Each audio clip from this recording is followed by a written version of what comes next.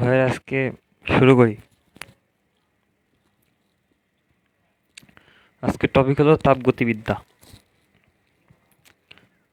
তাপগতিবিদ্যা। তো ভাইরা আজকে অনেক বড় চ্যাপ্টার একদিনে করাবো, তো মানে আজকে করাই দেবো পুরোটা। তো একটু তাড়াতাড়ি আগাবো আমরা। তো ভাইরা শুরু করি আমরা। আমাদের প্রথম সূত্র এখানে কি, T is equal to 273.16 into X by X TR. এইখানে টি হলো তাপমাত্রা, আর আমাদের চৌধবিন্দুর তাপমাত্রা 273.16, এটা জানি। আর এক্স হলো তাপমাত্রিক ধর্ম। তো আমাদের এইখানে হলো চৌধবিন্দুতে মানে 273.16 কেলভিন তাপমাত্রায়, মানে পানির বা কোনো পদার্থের তাপমাত্রিক ধর্ম হইলো এক্সটিআর এখানে। তো ভাইয়ারা, এটা কেমনে হইলো সূত্রটা দেখাই। আমাদের চৌধবিন্দু তাপমাত্রায় টিআর তাপমাত্রায় তাপমাত্রিক ধর্ম এক্সটিআর। তো এক একক তাপমাত্রায় তাপমাত্রিক ধর্ম এক্সটিআর বাই টিটিআর। আর টি কেলভিন তাপমাত্রায় কী হবে, XTR by TTR into T is equal to, এটার আমি কী ধরতে পারি দেখো, এই টিটিআর তাপমাত্রায় তাপমাত্রিক ধর্ম এক্সটিআর। তো আমাদের টি তাপমাত্রায় তাপমাত্রিক ধর্ম x, x is equal two is এইটা। ঠিক আছে, আমাদের এক্স ইজ ইকুয়াল টু যদি এইটা হয়, আমি পক্ষান্তর করে টিটারে যদি ওই পারে দিই, তাহলে আমাদের কি হয়, হয় হলো T is equal to TTR into X by X TR. তো আমাদের এইখানে টিটিআর মানে 273.16 into X by X TR. ঠিক আছে, এটা আমাদের সূত্র। এটা হলো আমাদের ধরো তাপমাত্রিক ধর্ম দেওয়া আছে, ওই 200 মানে চৌদ্দ বিন্দুতে তাপমাত্রিক ধর্ম এটা। আর আরেকটা তাপমাত্রিক ধর্ম দেওয়া আছে, আর বলা হয়েছে এটা কত ডিগ্রি সেলসিয়াস তাপমাত্রায় তাপমাত্রিক ধর্মটা, মনে করো এই এক্স, ওই তাপমাত্রাটা আমার বের করতে হবে। তখন আমরা এই সূত্র অ্যাপ্লাই করব, এই সূত্রটা। তারপরে আমাদের এটা 90 নর্মাল সূত্র। তো এটা দেখার আগে আমি এই ত্রুটিপূর্ণ স্কেল দেখাই, ত্রুটিপূর্ণ থার্মোমিটার দেখাই, তারপরে এই টপিকে আসি। দেখো ভাইরা, এই দেখো, এটা ধরো থার্মোমিটার। ঠিক আছে, এর পাশে একটা ত্রুটিপূর্ণ থার্মোমিটার রাখা আছে, ত্রুটিপূর্ণ থার্মোমিটার রাখা আছে। ধরো এটা সেলসিয়াস স্কেল। হ্যাঁ, ধরো এটার নিম্ন স্থিরাঙ্ক, এটা নিম্ন স্থিরাঙ্ক 0 ডিগ্রি সেলসিয়াস, আর ঊর্ধ্ব স্থিরাঙ্ক এটা 100 ডিগ্রি সেলসিয়াস। আর এটার নিম্ন স্থিরাঙ্ক ধরলাম, মানে এটার বরফ বিন্দু হলো থিটা আইস বা থিটা আই, আর এটার থিটা বয়েল বা বি দিয়ে লিখলাম। আমাদের এক্স তাপমাত্রার জন্য এটার তাপমাত্রিক ধর্ম কত হবে, মানে যদি আমাদের সেলসিয়াস স্কেলে তাপমাত্রার পার্ট যদি এক্স দেয়, আমাদের এই স্কেলে কত হবে ধরলাম থিটা। ঠিক আছে, তো এই স্কেলে আমরা কেন বের করব, আমাদের বেশি কিছু মাথায় আনার দরকার নেই, ছোটোখাটো টেকনিক ইউজ করব। এইটুক বাই পুরাটা, মানে এইটুক বাই এই পুরাটার অনুপাতটা আমরা কম্পেয়ার করব। এ দেখো, তাহলে এক্স মাইনাস নিম্ন স্থিরাঙ্ক X minus 0 by 100 minus 0, sorry 100 minus 0, sorry 0, X minus 0 by 100 minus 0 is equal to, এই জায়গায় কি theta minus theta ice, theta minus নিম্ন স্থিরাঙ্ক বাই থিটা বি মাইনাস নিম্ন স্থিরাঙ্ক।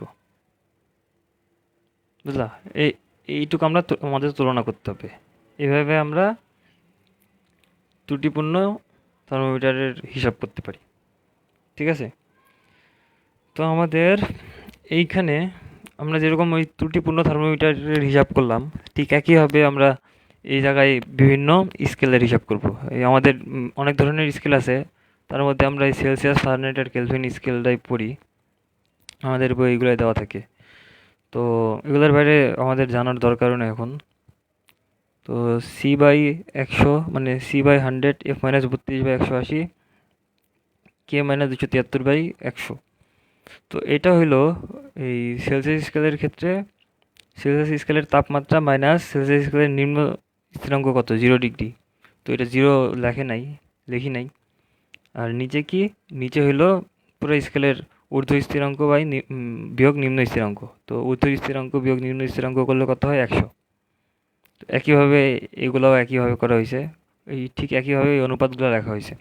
ওই আমাদের ফারেনহাইট স্কেলের পার্ট হলো এফ, আর নিম্ন স্থিরাঙ্ক 32, আর নিচে মোট ঊর্ধ্ব স্থিরাঙ্ক মাইনাস নিম্ন স্থিরাঙ্ক, এটা করলে 180 হয়। তো এইভাবে আমরা বের করতে পারি। এটা হলো যে কোনো স্কেলের জন্য আমরা এমনি বের করতে পারি। ঠিক আছে, theta minus theta boil, theta ice, theta boil. ঠিক আছে, তো আমাদের এই থিটা বের করার জন্যই এই ক্যালকুলেশন। তো আমাদের শর্টকাট সূত্র হলো C/5 is equal two F-32/9 is equal two K-273/5, মানে এটা। ঠিক আছে, এটা আমাদের মেন সূত্র, এটা দিয়ে আমরা অঙ্ক করব। তো আমাদের এটা কি, আমরা আগের দিন দেখছি, এটা আগে 2বার দেখাইছি। মানে θ°C তাপমাত্রায় রোদ কত হবে আমাদের, মানে থিটার জন্য রোদের কি পরিবর্তন হবে। মনে করো আমাদের 0°C তাপমাত্রায় আর দেওয়া আছে, θ°C তাপমাত্রায় আর বের করতে বলবে, তখন আমাদের একটা সমানুপাতিক ধ্রুবক প্রশ্নে দেওয়া থাকবে। তো আর R theta is equal to R0 into 1+a θ। তো এটা আমাদের সূত্র, এই সূত্রটা মনে রাখতে হবে। ঠিক আছে, আমাদের θ°C তাপমাত্রায় রোদ বের করতে হলে θ° তাপমাত্রায় রোদ বের করতে হলে, আচ্ছা, বের করার সূত্র। ঠিক আছে, তো আমরা পরের পৃষ্ঠায় একটা ম্যাথ দেখব, 1-2টা ম্যাথ। আচ্ছা, আমাদের এটা খুব ইম্পর্টেন্ট প্রশ্ন, এটা সবাই জানে মোটামুটি, মানে এটা অনেকবার অনেক জায়গায় আছে। এটা দেখি, কোন তাপমাত্রায় সেলসিয়াস ও ফারেনহাইট স্কেলে একই পার্ট পাওয়া যাবে, সেলসিয়াস ও ফারেনহাইট স্কেলে একই পার্ট পাওয়া যাবে কোন তাপমাত্রায়। তো আমরা কেন বের করব, আমাদের সেলসিয়াস আর ফারেনহাইটের সূত্র কি, C/5 is equal two F-32/9। তো আমি এখানে এই C is equal two F is equal two X, যেহেতু একই পার্ট পাওয়া যাবে, তো আমি এটা ধরে নিলাম। তো আমার এটা ক্যালকুলেশন করলে X এর মান আসে হইলো X/5 is equal two X-32/9। এটা করলে X এর মান আসে -40। এটা মুখস্থ মান ভাই, এটা বের করলে -40 হবে। এটা অনেকবার আইছে, তো আমার মুখস্থ হয়ে গেছে এটা। তো X/5 is equal two X-32/9। তো এটা ক্যালকুলেশন করলে X এর মান -40। তো -40 ডিগ্রি তাপমাত্রায় সেলসিয়াস ও ফারেনহাইট স্কেলের পার্ট সেম দিবে। ঠিক আছে, তো যদি তোমাদের বলে কত ডিগ্রি সেলসিয়াস, মানে কত ডিগ্রি তাপমাত্রায়, কত তাপমাত্রায় কেলভিন ও সেলসিয়াস ও কেলভিনের পার্ট সমান দিবে। আচ্ছা ভাই, এটা মনে রাখবা, সেলসিয়াস ও কেলভিনের পার্ট কখনো সমান দিবে না, কারণ আমরা আগে সূত্র দেখি, যে এই সূত্রটাই দেখো, এই সেলসিয়াস আর কেলভিন স্কেলের পার্ট কোনোদিন সমান কেমনে দিবে। দেখো, এই 5 কাটার পরে আমাদের এই 273 নিয়ে ঝামেলা। আমাদের যদি একই পার্ট ধরি, বুঝলা, এক্স যদি দুই পাশে এক্স ধরি, তো আমাদের সবসময় পার্থক্য 273 হবে। বুঝলা, আমাদের সেলসিয়াস ও কেলভিনের পার্থক্য সবসময় 273। এটা কি জন্য, দেখো আমাদের এখানে 5 কাটে, তো আমাদের এটা এটা যদি এক্স ধরি তাহলে আমাদের এক্স এক্সও কেটে যায়, আমাদের শুধু 273 থাকে। তো আমাদের কোনোভাবেই সম্ভব না সেলসিয়াস ও কেলভিন স্কেলের পার্ট এক দেওয়া।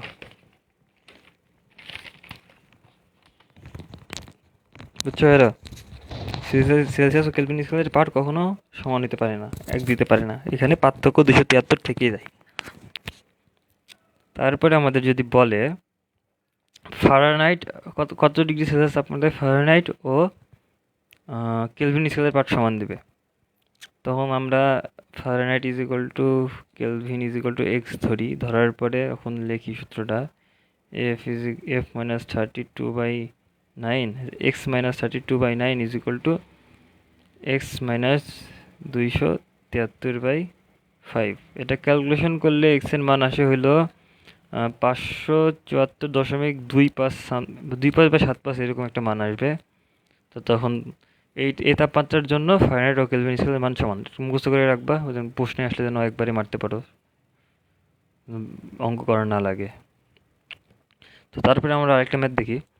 তাপমাত্রা ও সেলসিয়াস স্কেলে 5 ডিগ্রি পরিবর্তন হলে, তাপমাত্রা সেলসিয়াস স্কেলে 5 ডিগ্রি পরিবর্তন হলে ফারেনহাইট স্কেলে কত পরিবর্তন হবে? দেখো ভাইরা এখানে কিন্তু বলে নাই তাপমাত্রা সেলসিয়াস স্কেলে 5 ডিগ্রি হয়েছে, এ বলছে 5 ডিগ্রি পরিবর্তন হয়েছে। ঠিক আছে, এখানে বলে নাই সেলসিয়াস স্কেলে 5 ডিগ্রি হয়েছে, এখানে পরিবর্তনের কথা বলছে। তো আমরা কেমনে করব?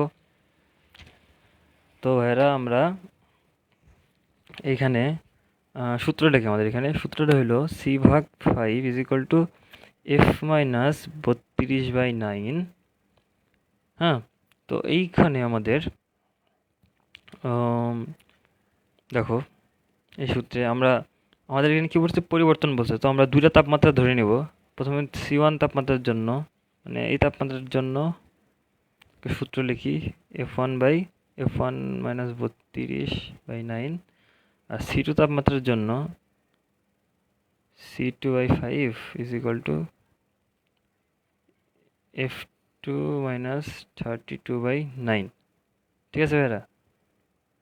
এই তাপমাত্রার জন্য এখন আমরা কেমনে, মানে দুইটা তাপমাত্রা আমরা লিখছি, লেখার পরে আমরা 1 নম্বর সমীকরণ দিই, 2 নম্বর সমীকরণ দিই। তো তারপরে আমরা 2 বিয়োগ 1 করি। 2 বিয়োগ 1 করলে কি হয়? C2 minus C1/5 is equal two F2 minus F1/9। দেখো 32 কেটে যায়, এই 32 বিয়োগ করলে কেটে যায়। তো তারপরে আমাদের এই পার্থক্যটা আমি কি লিখতে পারি? del c/5, আর এটা লিখতে পারি del f/9। তাপমাত্রার পার্থক্য, সেলসিয়াস স্কেলে তাপমাত্রার পার্থক্য, এটা ফারেনহাইট স্কেলে তাপমাত্রার পার্থক্য। দেখছো ভাইয়ারা, আমরা দুইটা তাপমাত্রার জন্য তাপমাত্রার পরিবর্তনের শুধু সূত্রটা আমরা বের করে ফেলছি। তো তারপরে আমাদের কি বলছে এখানে? সেলসিয়াস স্কেলে 5 ডিগ্রি পরিবর্তন হলে ফারেনহাইট স্কেলে কত পরিবর্তন হবে? তো আমাদের সেলসিয়াস স্কেলের পরিবর্তন যদি 5 হয়, তো আমাদের এখানে del c is equal two 5 হবে। 5/5 সূত্রে বসাই দিই, del f/9। এখানে কি বলছে? ফারেনহাইট স্কেলে কত পরিবর্তন হবে? তো আমাদের ফারেনহাইট স্কেলে এখানে পরিবর্তন বের করবো। এখানে 5 কাটলে কত হয়? 1। এই 9টা ওই পাটে চলে যায়, তাহলে কত হয়? del f এর মান 9। তো আমাদের প্রশ্নের অ্যান্সার কি? এই যে অ্যান্সার 9, অ্যান্সার 9। আমাদের এখানে ফারেনহাইট স্কেলের কত পরিবর্তন হবে? পরিবর্তন হবে 9 ডিগ্রি। এটা আমাদের অ্যান্সার। তারপরের টপিকে যাই। তারপরের টপিকটা হলো তাপগতিবিদ্যার প্রথম সূত্র। তাপগতিবিদ্যার প্রথম সূত্রে আমরা শক্তি সংরক্ষণশীলতার সূত্রের সাথে তুলনা করতে পারি। শক্তির সংরক্ষণশীলতার সূত্রের সাথে আমরা তুলনা করতে পারি তাপগতিবিদ্যার প্রথম সূত্র। তো তাপগতিবিদ্যার প্রথম সূত্রে কি, মানে আমাদের শক্তি সংরক্ষণশীলতার সূত্র কি? ইনপুট আর আউটপুট সমান। আমাদের যেটুকু ইনপুট হবে ওইটুকু আউটপুট হবে। মানে এখানে তাপগতিবিদ্যার সূত্র কি সমান? এই ইনপুটটা আর এই আউটপুটটা দুইটাই সমান। তো আমরা কোনো ইঞ্জিনে বা কোনো সিস্টেমে যে পরিমাণ তাপ দেব, মানে যে পরিমাণ শক্তি দেব, ঠিক একই পরিমাণ শক্তি পাবো। ঠিক আছে? তো আমাদের মানে যে পরিমাণ শক্তি দেব আমি, ওই দুইটা মিলে মানে যে পরিমাণ শক্তি দেব ওইটাই আমাদের অন্তঃস্থ শক্তির পরিবর্তন হবে এবং কৃত কাজ হবে। এখানে ডিউটা হলো অন্তঃস্থ শক্তির পরিবর্তন, আর এখানে ডিডব্লিউ হলো কৃত কাজ। আর ডিকিউটা কি? ডিকিউটা হলো আমরা যত শক্তি দেব, ঠিক আছে, সিস্টেমে আমরা যত শক্তি দেবো এটা হলো ডিকিউ। আর ডিওটা হলো অন্তঃস্থ শক্তির পরিবর্তন, মানে ভিতরে অন্তঃস্থ শক্তির কতটুকু পরিবর্তন হয়। আচ্ছা, মনে করো একটা আমি ফ্যান ঘোরাবো, ঠিক আছে, আমাদের রুমে যে নর্মালি ফ্যান ঘুরে, তো ওই নর্মালি ফ্যান দিয়ে আমরা উদাহরণ দিই। তো আমরা মনে করো ফ্যান ঘোরাবো, তো ফ্যানে মনে করো আমরা ডিকিউ পরিমাণ শক্তি দিলাম, ঠিক আছে। ফ্যানের যে মোটরটা ঘুরবে ওটা হলো অভ্যন্তরীণ শক্তির পরিবর্তন। ওই মোটর ঘুরবে, মোটর ঘুরলে কী হয়, একটু ফ্যান গরম হয়, হ্যাঁ। তো ওইটুক হলো আমাদের অভ্যন্তরীণ শক্তির পরিবর্তন। আর যে ফ্যানটা যে ঘুরে এটা হলো আমাদের কাজ। এটুকু আমরা আমাদের মানে ফ্যান চালানোর উদ্দেশ্য কি? ফ্যানটা তো ঘোরানোই তো উদ্দেশ্য, ফ্যান ঘুরে তো আমরা বাতাস পাবো। তো আমাদের এই কাজটা হলো ফ্যান ঘোরার ওই শক্তিটা। তো আমাদের ফ্যানে যদি যে শক্তি দেবো এটা হলো যে পরিমাণ শক্তি দেব, তারপরে ফ্যানের মানে মোটরের যে অভ্যন্তরীণ শক্তিটা হবে ওইটা হলো ডিইউ। আর যেটুকু কাজ পাবো এটা হলো ডিডাব্লিউ, মানে ফ্যান ঘুরবে যেটুকু এটা হলো ডিডাব্লিউ, ঠিক আছে। তো আমরা হলো DW is equal two PDV লিখতে পারি। আমরা DW is equal two PDV লিখতে পারি। DW is equal two PDV কেমনে হয় দেখো, এই জায়গায় আমরা আমাদের কি এখানে ডিডাব্লিউ মানে কি? কাজ। আর পিডিভি মানে হলো কাজ, ঠিক আছে। মানে এখানে ভিটা হইলো আয়তনের পরিবর্তন, ডিভি হইলো আয়তনের পরিবর্তন। তারপরে এইখানে W is equal two JH, এই সূত্রটা কেমনে আসে?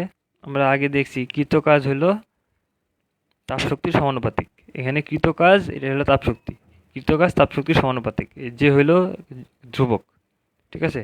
আমরা W is equal two HO লিখতে পারি। তো আমরা নর্মালি একটু জানবো W is equal two JH, কৃত কাজ তাপশক্তির সমানুপাতিক। এটা কি আমাদের অন্তঃস্থ শক্তির পরিবর্তন, এই যে ডিউটা অন্তঃস্থ শক্তির পরিবর্তনটা লিখে দিই।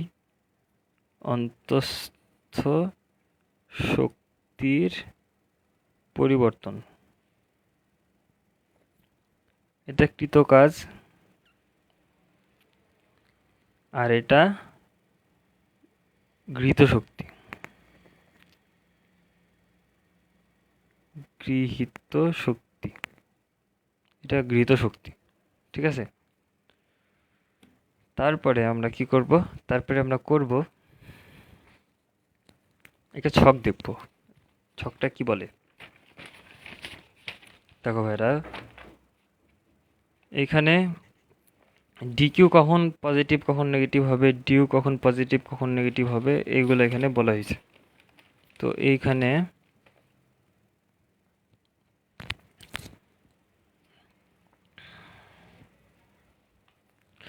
ডিকিউ সিস্টেম তাপ সরবরাহ করলে, ডিকিউ সিস্টেম তাপ হারালে, ডিকিউ মানে ডিকিউ হলো সিস্টেমের তাপ শক্তি সরবরাহ বা সিস্টেমে তাপ শক্তি, মানে সিস্টেমে আমি তাপ শক্তি যদি দিই বা সিস্টেম থেকে আমি তাপ পাই, ওইটা হলো ডিকিউ। তো আমাদের ডিকিউ কখন পজিটিভ হবে? দেখো ভাইরা, আমাদের প্রথমে মনে করো তাপ শক্তি ছিল, আমার মনে করো প্রথমে তাপ শক্তি ছিল হলো Q1, হ্যাঁ। তো তারপরে আমাদের তাপ শক্তি হলো Q2, ঠিক আছে। তারপরে আমাদের তাপ শক্তি হলো Q2, ঠিক আছে। তাহলে আমাদের যদি ডিকিউ বলে, ডিকিউ বের করতে বলে আমরা Q2 মাইনাস Q1 করব, ঠিক আছে। আচ্ছা, আমাদের যদি প্রথমে যেটুকু তাপ শক্তি থাকে তারপরে যদি আমাদের তাপ শক্তি যদি বেশি থাকে, তাহলে আমাদের Q1 মাইনাস Q2 এটা পজিটিভ হবে,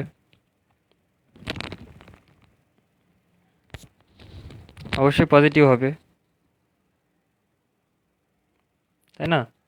আমাদের Q1 যদি Q2 যদি বড় হয়, Q1 ছোট হয়, তাহলে আমাদের ডিকিউ মানে Q2 মাইনাস Q1 অবশ্যই পজিটিভ হবে।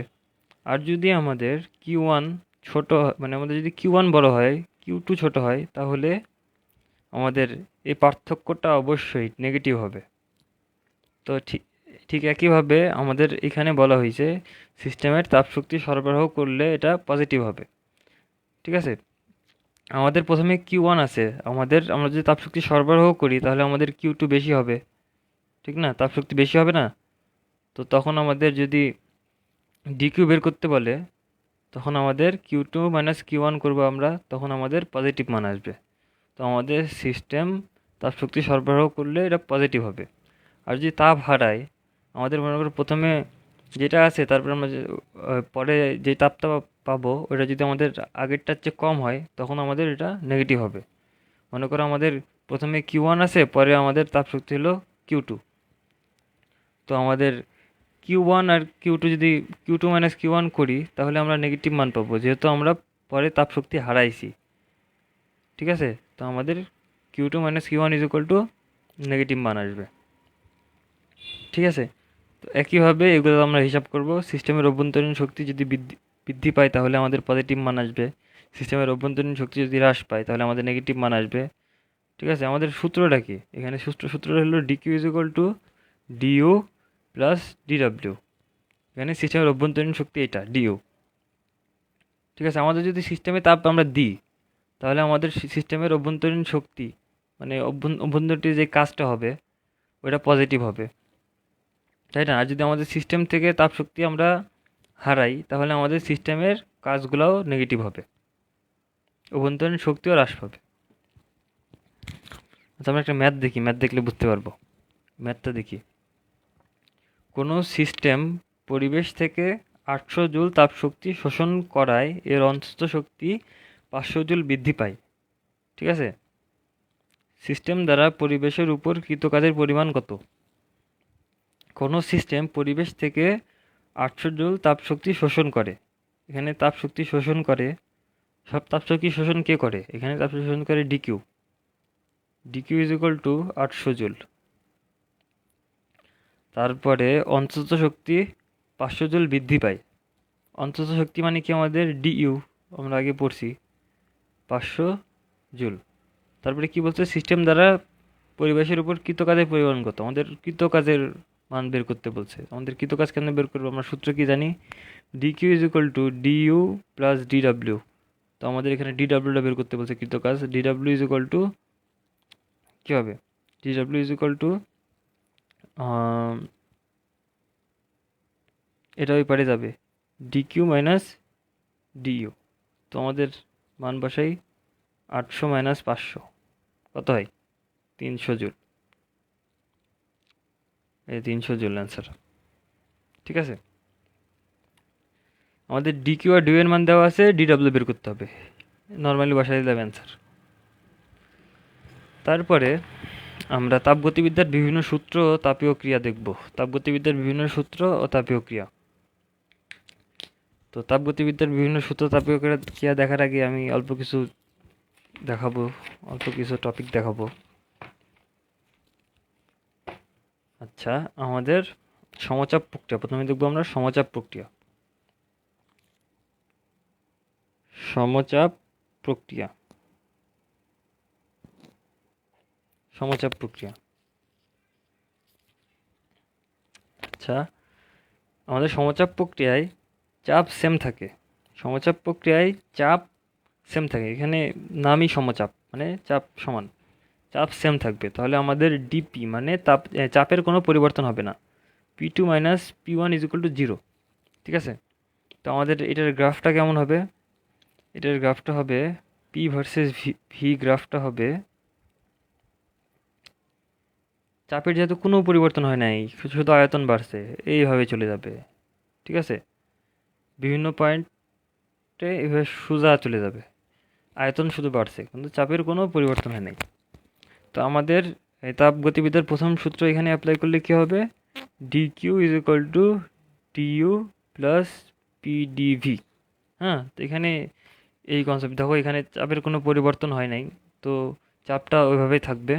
তো আমাদের এই সূত্রটা এইভাবে থাকবে, এভাবে আমরা ইউজ করতে পারবো। সমচাপ প্রক্রিয়া এই সূত্রটা আমরা ইউজ করতে পারবো। এখানে অন্তঃস্থ শক্তি বা গৃহীত তাপ বা গৃহীত শক্তি কোনো কিছুরই পরিবর্তন হয় নাই, এখানে চাপেরও কোনো পরিবর্তন হয় নাই, সূত্রটা আমি নর্মালি ইউজ করতে পারবো। তারপরে আমরা সমায়তন প্রক্রিয়া দেখব। সমচাপ দেখলাম, এখন সমায়তন প্রক্রিয়া। সমায়তন প্রক্রিয়া সমায়তন প্রক্রিয়া সমায়তন প্রক্রিয়ায় একইভাবে আমাদের আয়তনের কোনো পরিবর্তন হবে না, যেহেতু এখানে আমাদের আয়তনের কথা সেম বলা হয়েছে, সম আয়তন মানে সম আয়তন, আয়তনের কোনো পরিবর্তন হবে না। তো V2 মাইনাস V1 জিরো হবে। তো ডিভি মানে আয়তনের পরিবর্তন, V2 মাইনাস V1 শূন্য। ঠিক আছে, তো আমাদের গ্রাফটা কেমন হবে, পি ভার্সেস ভি গ্রাফটা কেমন হবে? পি ভার্সেস ভি গ্রাফটা হবে এই বরাবর উপরের দিকে, যেহেতু আমাদের আয়তনের কোনো পরিবর্তনই হয় নাই। এই বরাবর কি কোনো পরিবর্তন হয়েছে?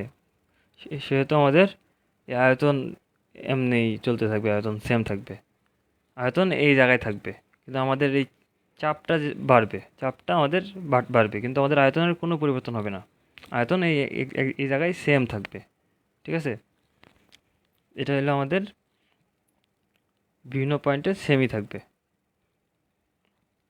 ঠিক আছে, আমাদের চাপ বাড়ছে কিন্তু আয়তন জায়গায় আছে সেম। এটা হলো আমাদের সমায়তন প্রক্রিয়া।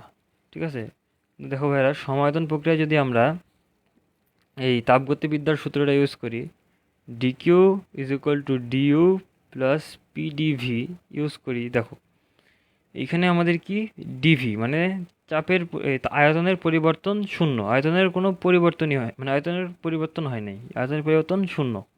তো আমাদের এই ডিভিটা জিরো হয়ে যাবে। এই ডিভিটা যদি জিরো হয়ে যায় তাহলে আমাদের পুরোটাই তো জিরো হয়ে যায়, তাই না?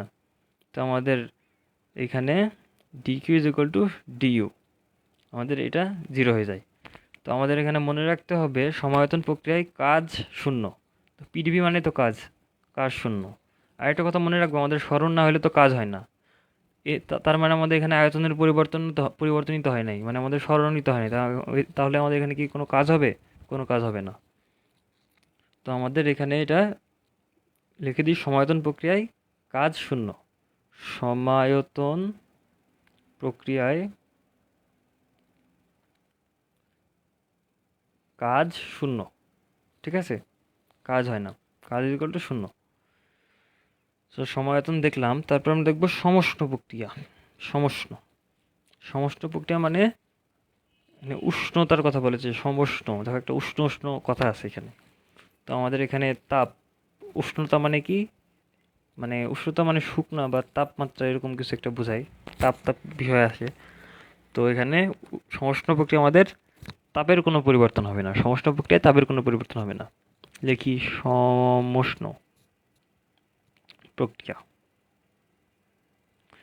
সমষ্ণ প্রক্রিয়া, সমষ্ণ প্রক্রিয়া আমাদের তাপের কোনো পরিবর্তন হবে না, শুরুতে যে তাপ থাকবে শেষেও একই তাপ থাকবে। তো T2 is equal two T1। তো আমাদের এখানে ডিটি মানে তাপমাত্রার পরিবর্তনও শূন্য, T2 minus T1 is equal two zero. তো তারপরে আমাদের, আচ্ছা ভাইরা, মেয়ারের প্রকল্প নামে একটা কিছু আছে, অত কিছু জানার দরকার নেই, শুধুমাত্র মনে রাখবা মেয়ারের প্রকল্পে DT is equal to DU, বুঝলা? মানে অভ্যন্তরীণ শক্তির পরিবর্তন আর তাপমাত্রার পরিবর্তন সেম। তাপমাত্রার পরিবর্তন যদি বৃদ্ধি পায় তাহলে অভ্যন্তরীণ শক্তির পরিমাণও বৃদ্ধি পাবে, তাপমাত্রার পরিবর্তন যদি হ্রাস পায় তো অভ্যন্তরীণ শক্তির পরিবর্তন হ্রাস পাবে। তো এটা হলো মেয়ারের প্রকল্প। তো আমাদের মেয়ারের প্রকল্প অনুসারে ডিটি মানে তাপমাত্রার পরিবর্তন যদি শূন্য হয় তাহলে আমাদের অভ্যন্তরীণ শক্তির পরিবর্তনও শূন্য হবে। এটা হলো মেয়ারের প্রকল্প, মেয়ারের প্রকল্প, মেয়ারের প্রকল্প। ঠিক আছে, তোমাদের মেয়ারের প্রকল্পে কি অভ্যন্তরীণ শক্তির পরিবর্তন শূন্য হয়, অভ্যন্তরীণ শক্তির কোনো পরিবর্তন হয় না এর সমষ্ণ প্রক্রিয়ায়।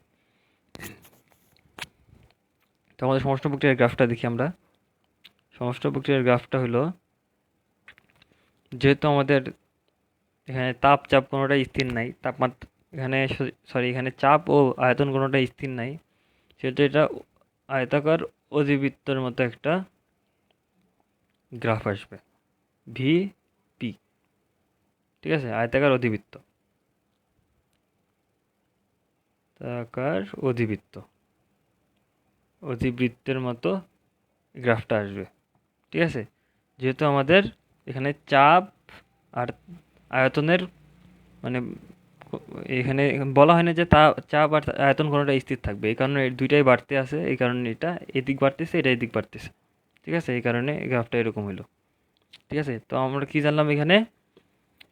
সমষ্ণ প্রক্রিয়ায় তাপের কোনো পরিবর্তন হয় না, তো আমাদের অভ্যন্তরীণ শক্তিরও কোনো পরিবর্তন হয় না। এটা হলো আমাদের মেয়ারের প্রকল্প। আমাদের মেয়ারের প্রকল্পটা কি? তাপের পরিবর্তন যদি না হয় তাহলে আমাদের অভ্যন্তরীণ শক্তিরও কোনো পরিবর্তন হবে না। এটা হলো আমাদের মেয়ারের প্রকল্প। তো আমাদের এখানে কি অন্তঃস্থ শক্তির কোনো পরিবর্তন হয় নাই। তো এখানে অন্তঃস্থ শক্তির অন্তঃস্থ শক্তির পরিবর্তন হয় না। তো আমাদের এখানে সূত্র কি আসে? D Q is equal to D W, যেহেতু আমাদের ডিউ জিরো।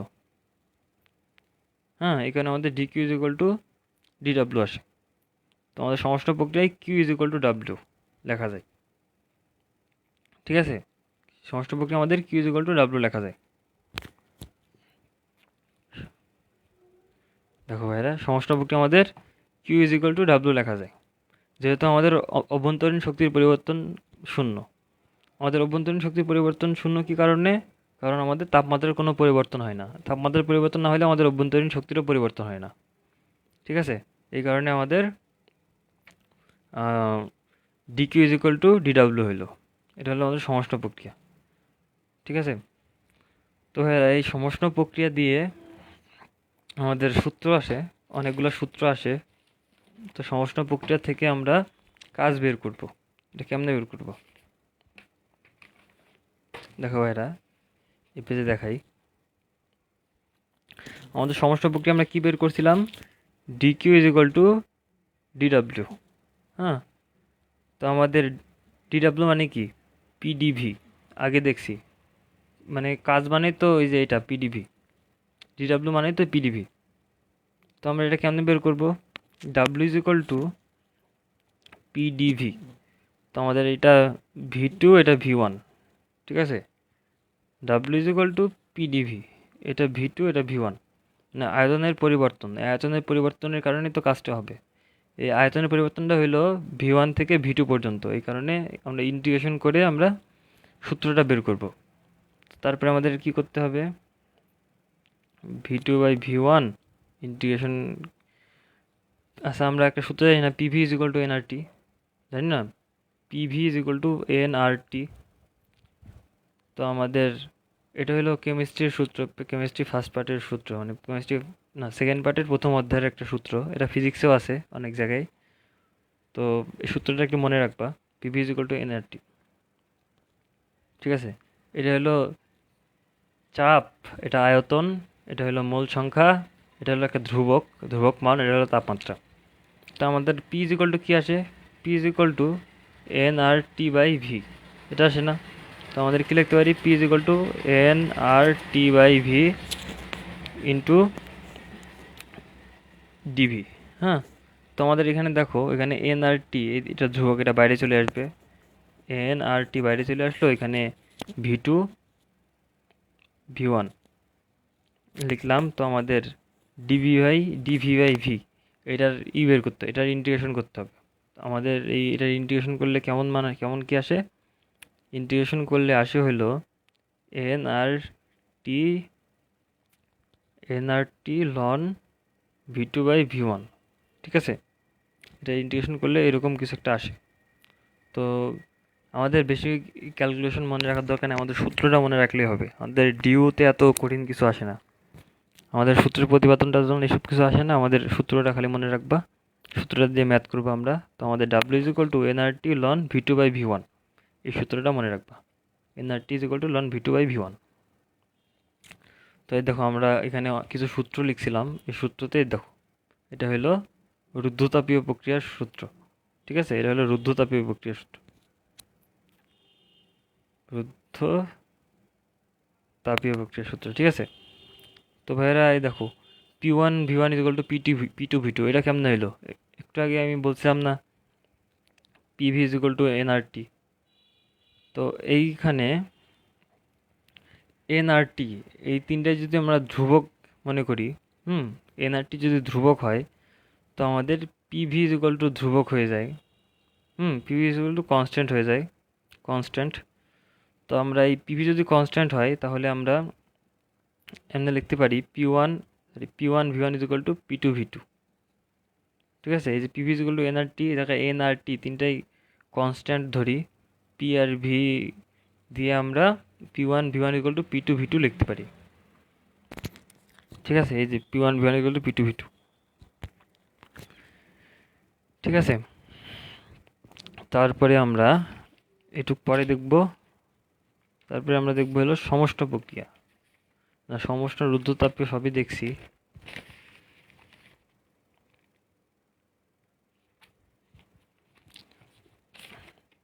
সরি ভাই, আমরা রুদ্ধতাপীয় প্রক্রিয়া দেখি নাই, রুদ্ধতাপীয় প্রক্রিয়াটা এখন দেখবো। ভাইরা ভুল হয়েছে, এই যে এখানে এটা হলো সমষ্ট প্রক্রিয়া, এটা সমষ্ট প্রক্রিয়া, এটা হলো সমষ্ট প্রক্রিয়া ভাইয়া। ঠিক আছে, এটা সমষ্ট প্রক্রিয়া, ভুল লিখছিলাম। তারপরে আমি এখন রুদ্ধতাপীয় প্রক্রিয়া দেখাই।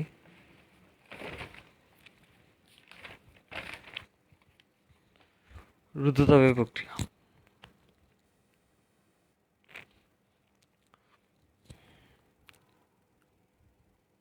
রুদ্ধতাপীয় রুদ্ধতাপীয় প্রক্রিয়া। তো রুদ্ধতাপীয় প্রক্রিয়া কি? রুদ্ধতাপীয় প্রক্রিয়া আমাদের শক্তির কোনো পরিবর্তন হয় না। Q2 is equal two Q1, শুরুতে যেই শক্তি থাকবে শেষেও একই পরিমাণ শক্তি থাকবে। Q2 is equal two Q1। ঠিক আছে, Q2 is equal two Q1, শুরুতে শেষে শক্তির পরিমাণ সেম থাকবে। তো DQ is equal two Q2 minus Q1 is equal two 0। ঠিক আছে, DQ is equal two Q2 minus Q1 is equal two 0। ঠিক আছে, তো আমাদের ডিকিউ ইজ ইকুয়াল টু 0 হবে। মনে করো আমাদের সিস্টেমে সরবরাহকৃত শক্তির পরিমাণ 0, আমাদের শক্তির কোনো পরিবর্তন হবে না রুদ্ধতাপীয় প্রক্রিয়ায়। তো আমাদের রুদ্ধতাপীয় প্রক্রিয়ায় যদি শক্তির পরিবর্তন না হয় তাহলে আমাদের তাপগতিবিদ্যার প্রথম সূত্র অনুসারে আমরা কি লিখতে পারি? ডিডাব্লিউ। এই সূত্রতে আমরা এই যে ডিকিউ এর পরিবর্তন যেহেতু 0, তাহলে আমাদের DU plus DW is equal two 0 হয়। তো আমাদের কি DW is equal two minus DU লিখতে পারি, ডিইউ। ঠিক আছে, তো আমাদের এখানে বাইরে থেকে কোনো শক্তি বা কোনো তাপ আমরা দিতে পারবো না সিস্টেমে, শুধু আমাদের অভ্যন্তরীণ শক্তির পরিবর্তনের কারণে আমাদের কাজ হবে। ঠিক আছে, আমাদের এখানে কি অভ্যন্তরীণ শক্তির পরিবর্তনের কারণে কাজ হবে, অভ্যন্তরীণ অভ্যন্তরীণ শক্তির কারণে কাজ হবে, অভ্যন্তরীণ শক্তির পরিবর্তনের কারণে এখানে কাজ হবে। তো ভাইরা রুদ্ধতাপীয় প্রক্রিয়া আমরা দেখলাম। তো রুদ্ধতাপীয় প্রক্রিয়া থেকে আমরা PV is equal to V to the power, মনে করো V to the power gamma is equal to constant, এই ইকুয়েশনটা লিখতে পারি। মানে আমাদের এইখানে রুদ্ধতাপীয় প্রক্রিয়া দেখো এরা, এখানে আমাদের কাজ আর অভ্যন্তরীণ শক্তির ক্যালকুলেশনের কথা বলা হয়েছে, এখানে কাজের কথা বলা হয়েছে আর অভ্যন্তরীণ শক্তির কথা বলা হয়েছে। ঠিক আছে, আমাদের অভ্যন্তরীণ শক্তির পরিবর্তনের কারণেই এখানে কাজ হয়। ঠিক আছে ভাইয়ারা, তো আমাদের নেক্সটে যে এই সূত্রটা আমরা এই সূত্র নিয়ে কাজ করব। এখানে হলো P V to the power gamma is equal to constant, এখানে P V to the power gamma এটা কনস্ট্যান্ট ধরা হয়। ঠিক আছে, তো আমরা P V to the power গামাটা যদি কনস্ট্যান্ট মনে করি, আচ্ছা ভাইরা তার আগে দেখাই এখানে গামাটা কি। এখানে গামাটা হইলো সিপি বাই সিভি। এখানে সিপি কি? সিপি হইলো স্থির চাপে মোলার আপেক্ষিক তাপ, স্থির চাপে মোলার আপেক্ষিক তাপ। ঠিক আছে, আর সিভিটা কি? স্থির চাপে স্থির আয়তনে মোলার আপেক্ষিক তাপ। ঠিক আছে, এখানে গামাটা কি স্থির চাপে মোলার আপেক্ষিক তাপ, আর এখানে সরি সিপিটা হলো স্থির চাপে মোলার আপেক্ষিক তাপ, আর সিপিটা হলো স্থির আয়তনে মোলার আপেক্ষিক তাপ। ঠিক আছে, তো আমাদের এখানে গামার হিসাবটা বিভিন্ন ক্ষেত্রে বিভিন্ন রকম হয়। আমাদের যদি এক পারমাণবিক গ্যাসের ক্ষেত্রে বলা হয় তাহলে আমাদের গামা কি হবে, গামা হবে 1.67 এক পারমাণবিক গ্যাসের ক্ষেত্রে। ধরো হিলিয়ামের ক্ষেত্রে এক পারমাণবিক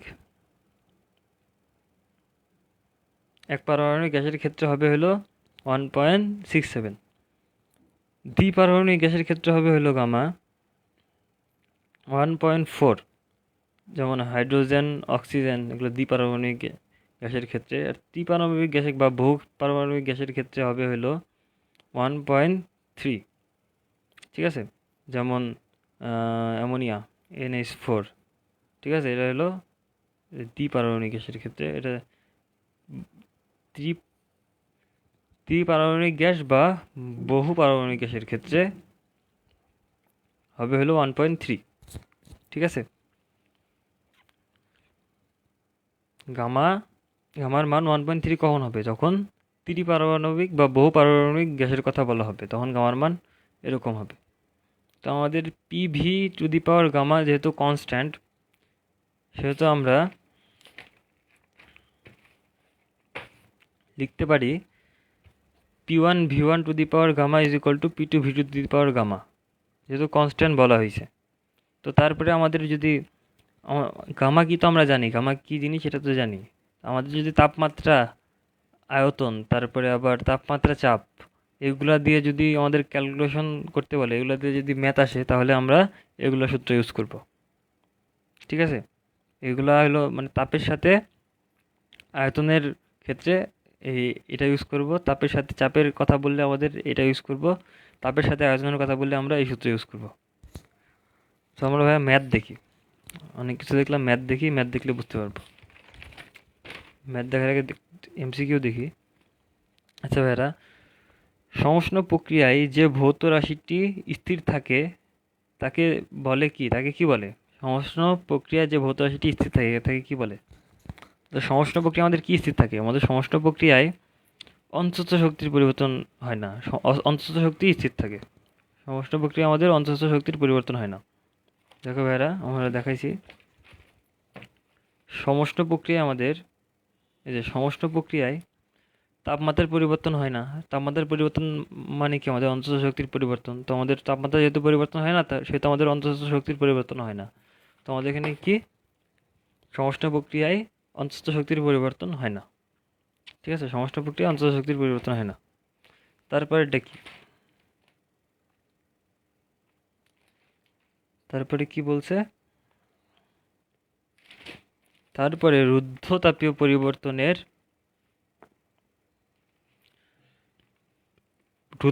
পরিবর্তনের বৈশিষ্ট্য হলো এটি এটি একটি অতি দ্রুত প্রক্রিয়া।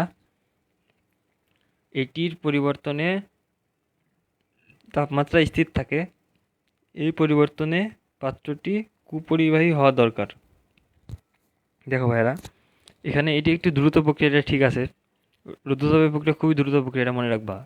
এটা মনে রাখবা, রুদ্ধতাপীয় প্রক্রিয়া অনেক তাড়াতাড়ি ঘটে, অনেক তাড়াতাড়ি ঘটে, মনে রাখবা, এটা খুবই ইম্পর্টেন্ট। রুদ্ধতাপীয় প্রক্রিয়া একটি দ্রুত প্রক্রিয়া, এটি পরিবর্তনে তাপমাত্রা স্থির থাকে। না ভাইরা, এটা তাপমাত্রা স্থির থাকে না, এটা তাপমাত্রার পরিবর্তন হয়। রুদ্ধতাপীয় প্রক্রিয়ায় তাপমাত্রার পরিবর্তন হয়। সুতরাং আমাদের 2 নম্বরটা হবে না, আমাদের 1 আর 3 হবে, 1 আর 3।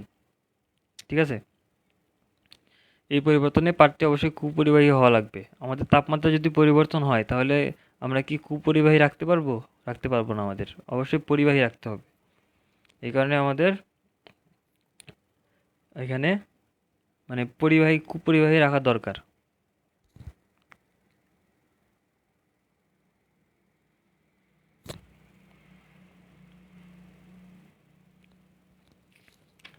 সবাই যাই হোক, পরের টপিকে যাই। ম্যাথ দেখি, ম্যাথ দেখলে বুঝতে পারবো। সমষ্ণ প্রক্রিয়ায় 1 মোল গ্যাস 127 ডিগ্রি সেলসিয়াস এর আয়তন দ্বিগুণ হওয়া পর্যন্ত প্রসারিত হয়। এক্ষেত্রে মোট কৃত কাজ নির্ণয় করো।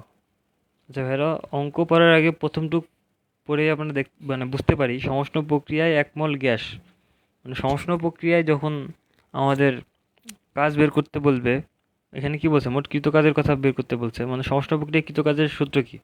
সমষ্ণ প্রক্রিয়ায় কৃত কাজ বের করার সূত্র হইল W is equal to NRT ln V2/V1। এটা আমাদের সূত্র, সমষ্ণ প্রক্রিয়ায় কৃত কাজ বের করার সূত্র এনআরটি লন V2/V1।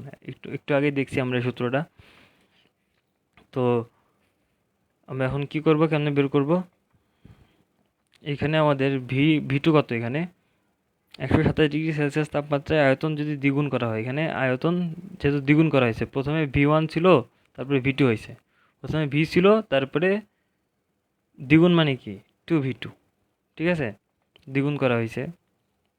তো আমাদের V2/V1 কি 2 হবে, ঠিক আছে। তো তারপর এখানে কি বলছে, 1 মোল গ্যাস, তো আমার এন এর মান 1, ঠিক আছে, 1 মোল গ্যাস, তো N ইজ ইকুয়াল টু 1। তাপমাত্রা 127 ডিগ্রি মানে কি, টি মানে কত, কেলভিনে বের করলে 273 প্লাস 127 কত হয়, হইল 400, ঠিক আছে। আমাদের তাহলে সব মানগুলো এখন আমরা জানি। এর মান 1, আর এর মান হইল 8.314, আর এরা মুখস্থ মান, হয় মুখস্থ রাখবো, আর এর মান 8.314। তারপরে টি এর মান কত, টি এর মান মানে তাপমাত্রা 400, তারপরে লন V2/V1, V2/V1 মানে কত, V2/V1 মানে তো 2 না, এটা লিখি নাই। আচ্ছা, V2/V1 মানে 2। তো এটা ক্যালকুলেশন করলে আমরা পাই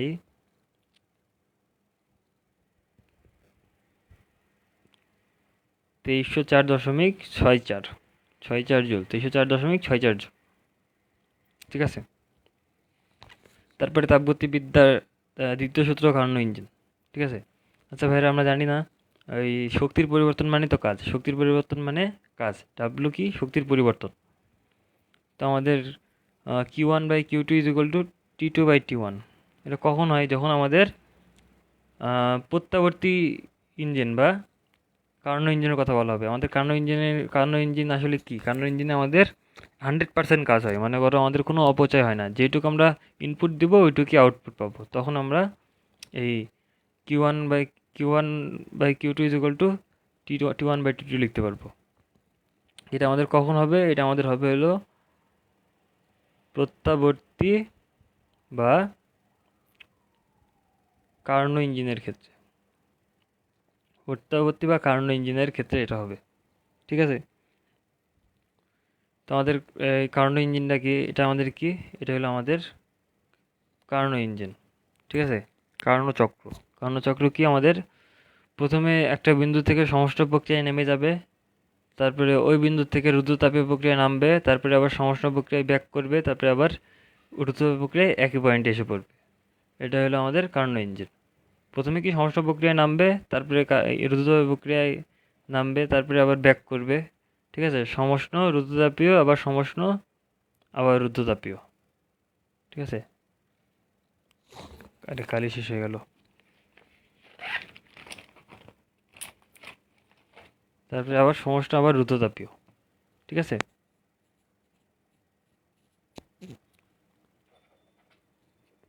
এটা হলো আমাদের তাপগতিবিদ্যা দ্বিতীয় সূত্র কার্নো ইঞ্জিন।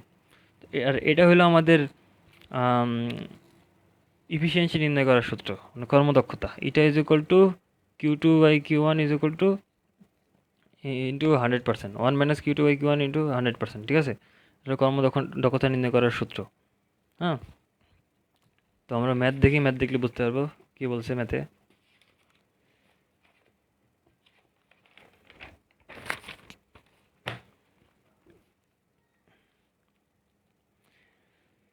ম্যাথ দেখি, একটি কার্নো ইঞ্জিন 500 কেলভিন ও 250 কেলভিন তাপমাত্রার দুইটি আধারের মাধ্যমে পরিচালিত হয়, ঠিক আছে। প্রত্যেক চক্রে ইঞ্জিন যদি উৎস থেকে 1 কিলো কেলভিন তাপ গ্রহণ করে, তাহলে প্রত্যেক চক্রে তাপ গ্রহণের গ্রহকের তাপ বর্জন করার পরিমাণ কত? ঠিক আছে, এখানে কি বলছে, এখানে আমাদের দুইটা তাপমাত্রা দেওয়া আছে, T1 T2 দেওয়া আছে, তারপরে এখানে Q1 দেওয়া আছে। ঠিক আছে, একটু আগে আমরা দেখছি না Q2/Q1 is equal two T2/T1। ঠিক আছে, এখানে T1 T2 তো দেওয়া আছে। ঠিক আছে, এখানে কি কার্নো ইঞ্জিনের 500 কেলভিন ও 250 কেলভিন তাপমাত্রার দুইটি আধারের মাধ্যমে পরিচালিত এখানে বলা হয়েছে। তাহলে দুইটা তাপমাত্রা আমাদের দেওয়া আছে। তো T1 ইজ ইকুয়াল টু 500 আর T2 is equal to 250 kelvin kelvin. হ্যাঁ, তো আমাদের কিউ কত, Q1 is equal to 1 kilo calorie মানে কি 1000 ক্যালোরি। ঠিক আছে, আমাদের সব মান দেওয়া আছে, আমাদের Q2 বের করতে হবে। এটা Q1ও দেওয়া আছে। তো Q2 is equal two T2/T1 into Q1।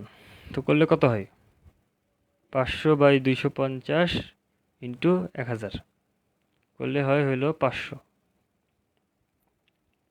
ঠিক আছে, সরি হলো 2000। অ্যান্সার 2000। তো অ্যান্সার,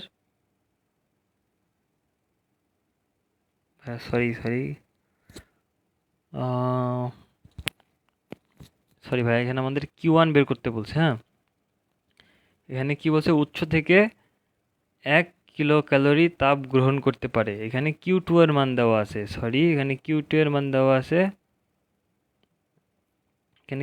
মান দেওয়া আছে, হ্যাঁ। তো আমাদের অ্যান্সার হবে 500। 500 ক্যালোরি অ্যান্সার। তারপর একটা ম্যাথ দেখব।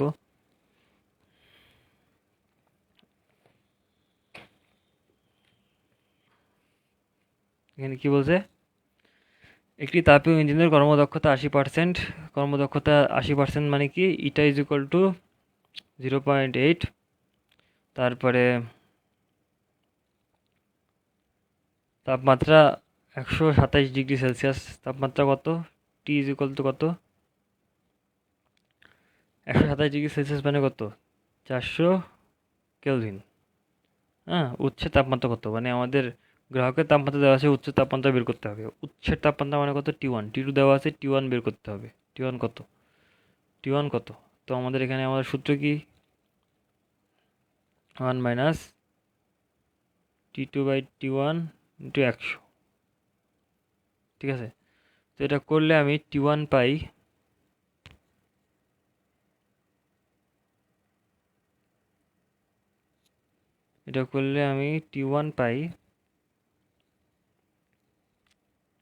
এটা ক্যালকুলেশন করতে হবে। ক্যালকুলেশন করলে T1 আসে 2000, 100 গুণ হবে না। হ্যাঁ, যেহেতু ইটা ইজ ইকুয়াল টু 0.8 ধরছি, সেহেতু এখানে 100 গুণ হবে না। এখানে ক্যালকুলেশন করলে 2000 কেলভিন আসে অ্যান্সার। 2000 কেলভিন আসে। এটা ক্যালকুলেশন করলে, তোমরা ক্যালকুলেশন করলে দেখবা 2000 কেলভিন আসবে। 2000 কেলভিন অ্যান্সার। ঠিক আছে, নর্মাল ম্যাথ, সবগুলো মান দেওয়া আছে, খালি অ্যান্সার বের করতে হবে। তারপরে হলো রেফ্রিজারেটর। ঠিক আছে, রেফ্রিজারেটর এটা কেমনে করবো, রেফ্রিজারেটর এইটা আমাদের একটু আগে কার্নো ইঞ্জিন পড়লাম না, এটা কার্নো ইঞ্জিনের উল্টা, এটা মনে রাখবা, কার্নো ইঞ্জিনের উল্টা। আর রেফ্রিজারেটরের সূত্রটা খালি মনে রাখবা। কেটা হইলো কর্মসম্পাদন সহগ, কেটা কি, কর্মসম্পাদন সহগ। হ্যাঁ, তো আমাদের K is equal two Q2/W, এটা মনে রাখবা। আর W মানে কি, Q1 মাইনাস Q2। হ্যাঁ, তো আমাদের Q1 কি এখানে বর্জিত তাপ, Q2 হইলো গৃহীত তাপ। Q1 বর্জিত তাপ মানে কি, রেফ্রিজারেটর, মনে করো রেফ্রিজারেটর একটা তাপ দিলাম। হ্যাঁ, রেফ্রিজারেটর উল্টা আরও তাপ বের করে দেয়, বুঝলাম। রেফ্রিজারেটর ইঞ্জিনের কাজ কি, মানে মোটরটার কাজ কি, ওই যে যন্ত্রটা আছে, ওই যন্ত্রের কাজ হলো বাইরে থেকে যে তাপ গ্রহণ করবে আর ভিতর থেকে তার চেয়ে বেশি পরিমাণ তাপ বের করে দিবে। ঠিক আছে, তো আমাদের এই কারণে রেফ্রিজারেটরের ভিতরে ঠান্ডা অনুভূতি আসে, মানে বাইরের থেকে আমি এই তাপ গ্রহণ করলাম। হ্যাঁ, ভিতর থেকে তার চেয়ে আবার বেশি পরিমাণ তাপ আবার বের করে দিলাম, বুঝছো। তো আমাদের রেফ্রিজারেটর এইভাবে চলে, মানে কারণ ইঞ্জিনের উল্টা। তো আমি এই অনুপাতটা আমি টি দিয়েও লিখতে পারি, ঠিক আছে, যেরকম Q2/Q1 - Q2, এভাবে T2/T1 - T2 লিখতে পারি। তো তারপরে আমি লিখব, একটা ম্যাথ দেখবো, ম্যাথ দেখলে বুঝতে পারবো। একটি রেফ্রিজারেটরের কর্মসম্পাদন সহগ 2, মানে আমার কে এর মান দেওয়া আছে 2, কর্মসম্পাদন সহগ 2। তো কি বলছে, শীতল তাপধার হতে প্রতি চক্রে 250 জুল তাপ গ্রহণ করে। তো আমাদের তাপধার থেকে যেহেতু গ্রহণ করে হলো Q2। তো Q2 ইজ ইকুয়াল টু কত? Q2 is equal to 250 joule, ঠিক আছে, 250 জুল দেওয়া আছে, গ্রহণ করে। তো আমাদের Q1 এর মান বের করতে হবে। Q1 কত? ঠিক আছে, Q1 ইজ ইকুয়াল টু ফাট কত? তো আমাদের সূত্র কি, K is equal two Q2/Q1 - Q2। এই সূত্র আমরা জানি না, একটু আগে দেখাইছি উপরে, এই যে সূত্র, রেফ্রিজারেটরের সূত্র। তারপরে আমরা এই সূত্র জানি, তো এখান থেকে আমি লিখতে পারি Q2 এর মান 250, আর Q1 - Q2 এর মান কত? Q1 এর মান বের করতে হবে, মাইনাস Q2 এর মান কত? Q2 এর মান 250, K এর মান 2। তো এটা ক্যালকুলেশন করলে Q এর মান আসে কত? ক্যালকুলেশন করলে Q এর মান আসে হলো 375 জুল। হ্যাঁ, এটা ক্যালকুলেশন করলে মান আসে 375 জুল। ঠিক আছে ভাইয়ারা?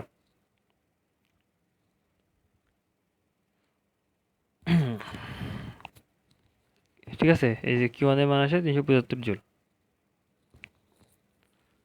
ঠিক আছে ভাইয়ারা, তো আজকের মতো শেষ করি। হ্যাঁ, আজকে আর তেমন কিছু নাই, বোঝাপড়ার মতো আর কিছু নাই। তো ভাইয়ারা আজকের মতো আসি, আজকের মতো বিদায় নিবে।